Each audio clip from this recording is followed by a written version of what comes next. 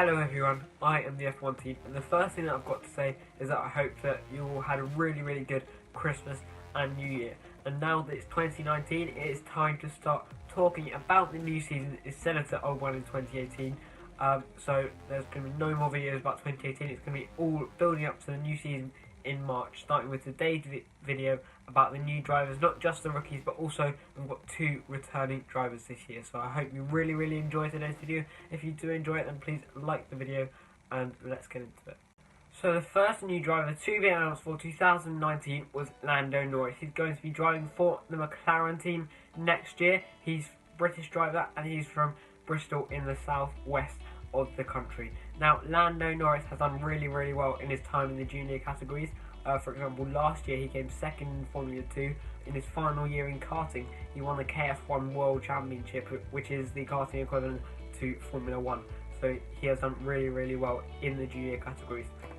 Now, I think that Lando Norris is an absolutely fantastic appointment by McLaren. It's actually quite a low-risk situation for them because at the moment they're not up there fighting for podiums, fighting for race wins, fighting for world titles. So they can just see how Norris does. If he doesn't do well in his first year, then they're not the sort of team to sack someone halfway through the year. So if he doesn't do well, then they can finish the year and bring someone else in. It will be fine for them. What I do hope happens though is that they do start challenging for podiums or getting top 6, top 7, top 8 around there regularly, and stop being a back market team, because McLaren should not be a back market team. It's got one of the biggest budgets in the sport, and it's one of the biggest mysteries of the sport in the 21st century, how they have fallen down so far despite being on such a big budget, having such a high-tech design facility and race control facility and everything like that. So it's really strange how McLaren are where they are, but I think that with Norris's help and also with Sainz's help, they could be really good next year.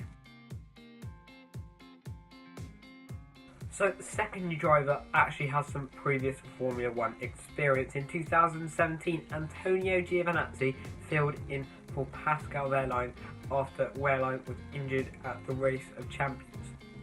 Now, Giovinazzi is this year a full rookie, and I'm not sure about his chances because he's done okay in the junior categories, but he hasn't set the world alight. The only thing that I can remember is I think a couple of years ago he came second in GP2, which is great, but then the last couple of years he's only been reserve or development or test driver, however you want to phrase it, for Haas, for Ferrari and for Sauber, all the teams that come under Ferrari's wing. So I don't believe at the moment that Antonio Giovinazzi is the right choice personally. I think that he should have done another year in Formula 2 if he wasn't going to get another F1 race seat, or maybe done something in the GT or in the World Endurance Championship for Ferrari. There's something like that, I don't know. But I think that Giovinazzi is not quite ready for F1 again because he did not race competitively on a regular basis last year. So I'm not sure about Antonio Giovinazzi. I think he'll definitely do a lot better than any of us could do because he's had all the training and everything like that. But I'm not sure whether he's going to be the quality that Sauber need. I think that Marcus Ericsson was a much better choice, but I guess they must have been paid a lot of money by Ferrari to take Giovinazzi on, or they were offered strong assurances that he was going to be good enough, despite the fact that a couple of years ago he was not. He may prove me wrong, I hope he proves me wrong, but at the moment I don't think Antonio Giovinazzi is good enough for a race seat. But unfortunately, I guess, for Marcus Ericsson at least, he has got a race seat, and I hope that he does prove me wrong about his performances this year. Alexander Albon was actually the final driver to be announced for Formula 1 this year. He's going to be driving for Toro Rosso, and Toro Rosso, I guess, must have scoured the planet across all the series, Super Formula, Formula 2, even maybe GP3 and Formula 3 Euro Series, but they just couldn't find anyone in their program that was going to be quite good enough or even had the super license points for Formula 1 in 2019. So they had to pick someone else, and I believe that Alexander Albon was actually previously on their program, a bit like Brendan Hartley, but they have brought him back now, and I think that he's a really good choice for Toro Rosso.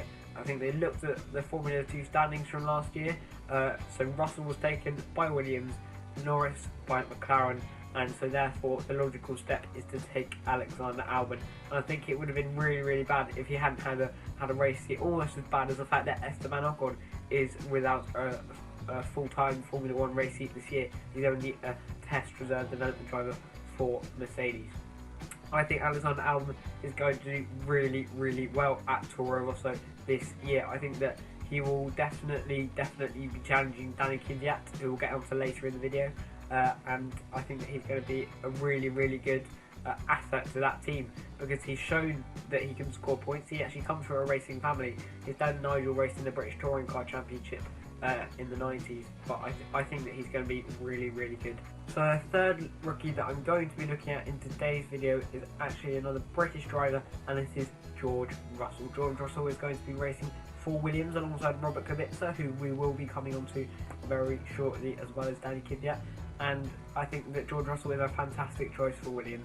George Russell won GP3 in 2017, and he won Formula 2 in 2018. He's actually followed a very similar career path to one that Charles Leclerc followed, and I think that if he does do as well as Charles Leclerc and Sauber were coming from the position that Williams are in this year, and they've come up to be a strong midfield team, if Williams can do that again this year, then I think that George Russell could be in line for a very similar career path to Charles Leclerc. George Russell is a very good driver, and he showed that, especially I think in the last race of the season. He was cool, he was composed, he was calm, and I think that even though the pressure was on him and he should hopefully have won that title, he knew that if he put any foot wrong, then it could all be gone in an instant. So he did fantastically well to hold that car together, to hold the race together, and to win the title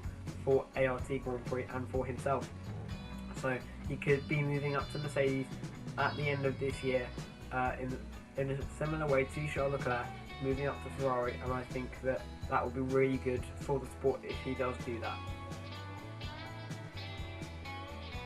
So we now have two returning drivers to be looking at, and those two drivers are actually Danny Kvyat and Robert Kubica. Now Danny Kvyat, I think he deserves his place. He must have shown Ferrari something to be coming back now, and it's certainly going to be, even if he's not up to his 2015-16 standard, it's going to be worth it for the memes, because it can be quite funny when he does just crash into people, but he can also be an astoundingly excellent driver when he's doing well. When it's like his first two seasons on his day, I reckon if he was still in that Red Bull, he could still pull off a victory.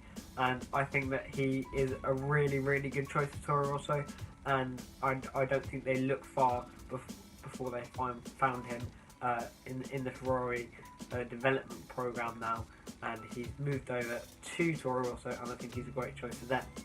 Now Robert Kubica is a very different case. Yes, he's coming back to Formula 1 after a few years out, but that he actually left Formula 1 not because his performances weren't good enough, but he had an awful crash in an Italian rally in 2011, just before the start of the 2011 season.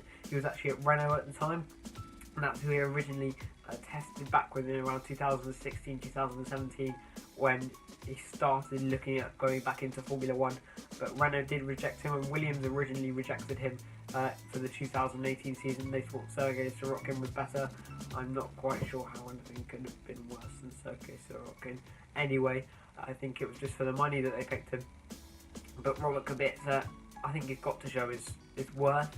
He's got to show that he's there not just on merit, but also for the work that he puts in, for the way that he's come back, and that he deserves all this media hype around him coming back, that he can outperform that Williams car if it's really bad, and if it is a midfield contender, if Russell and Kubica do manage to pull it up, I think that would be fantastic for the team and for the sport, and that could provide some really exciting battles, and Williams getting in the top 8, top 7, top 6 regularly. That would be fantastic to see. So thank you very much for watching today's video. If you did enjoy it, then please do like the video. You can also subscribe to the channel and comment below, how do you think these 6 new drivers are going to do this year? Also share the video to anyone that you think likes F1, then please do share it, because that would be absolutely amazing to get the word out there that this is a brand new F1 channel with new opinions and a new voice in the F1 community. You can also follow me on Instagram at the F1 Team. I really hope that you did enjoy today's video, and I'll see you in the next one.